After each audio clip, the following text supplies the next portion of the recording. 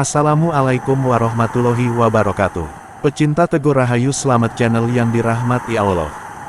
Awal mula segala problematika, satu jawaban.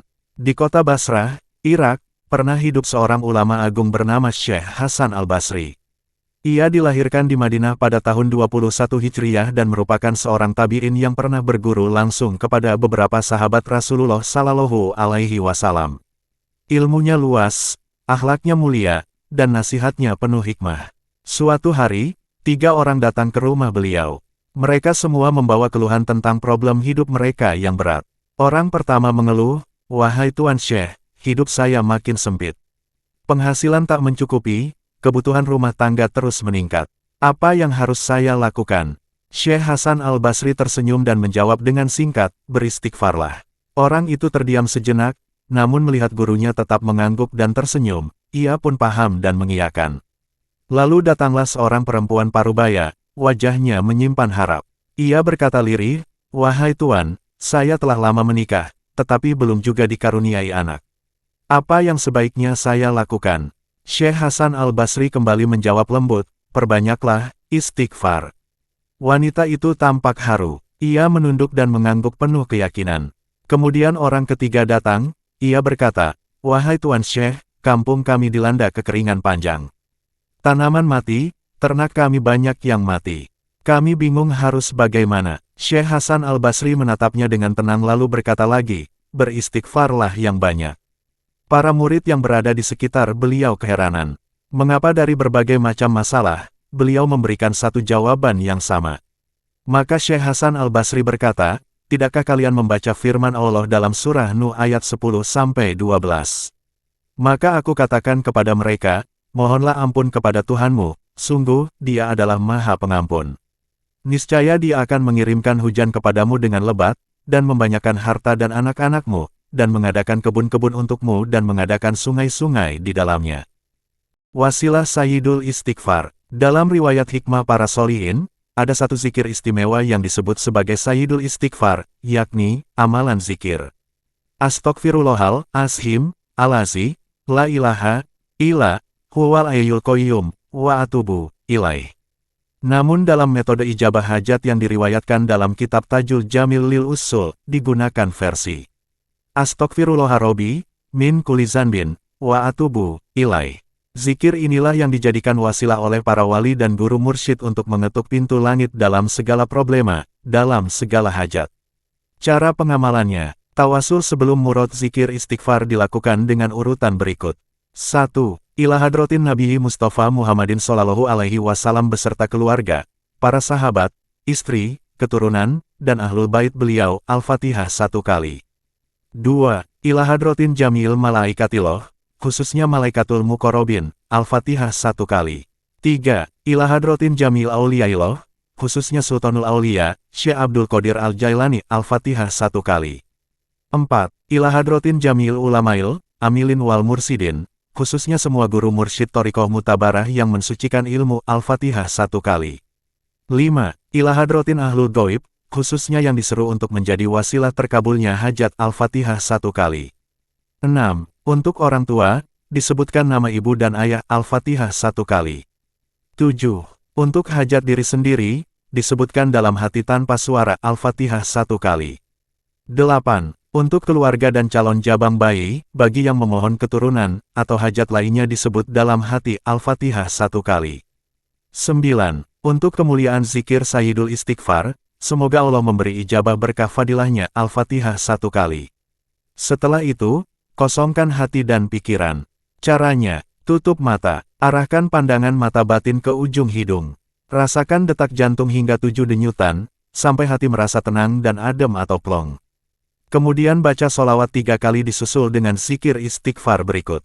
Astaghfirullah Rabbi, min kulli zanbin, wa atubu ilaih. Pengulangannya sebanyak tanggal lahir masing-masing. Misal lahir tanggal 17, maka dibaca 17 kali, dan seterusnya. 6 Sohibul Hajat, 6 hajat, tetap, 1 jawabannya. Kisah Syekh Hasan Al-Basri tentang istighfar telah menjadi inspirasi lintas zaman. Bukan hanya penenang hati di masa lalu, tapi juga solusi nyata di era kini.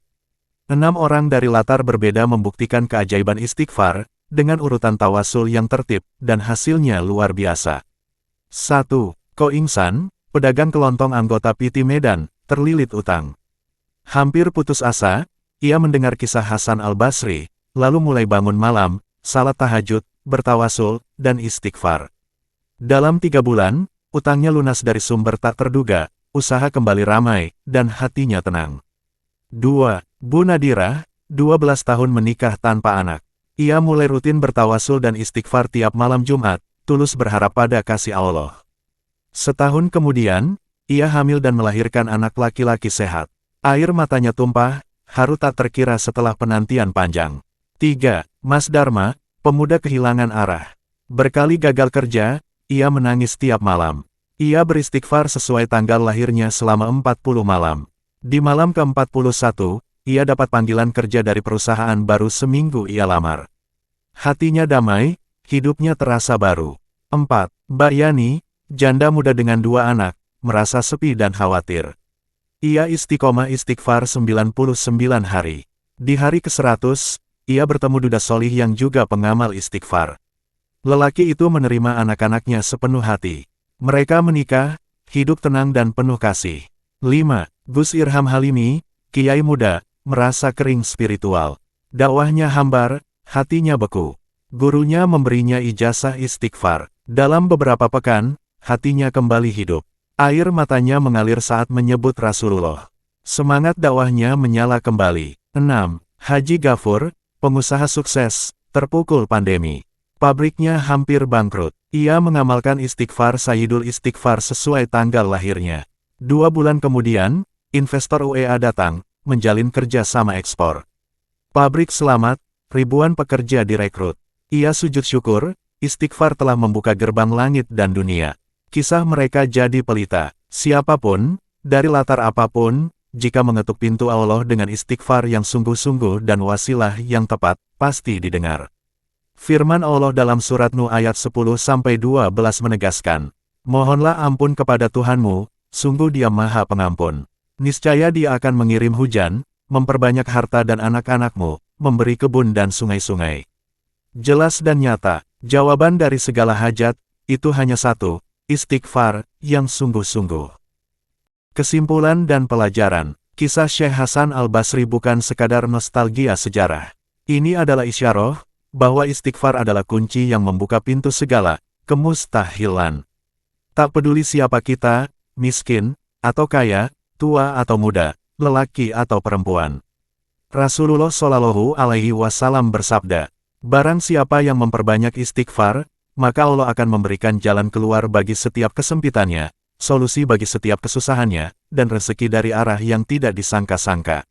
Hadis riwayat Ahmad. Dan ketika seseorang mengawali zikirnya dengan tawasul yang tertib ijazah Syekh Hasan Basri itu, lalu merendahkan hatinya dalam sujud dan beristighfar, maka Allah membuka tabir hijab yang selama ini jadi penghalangi ijabah.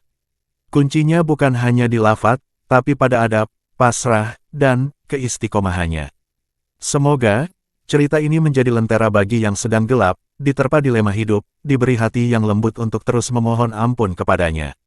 Sebab dalam istighfar, ada rahmat, dan pertolongan yang tak terbatas.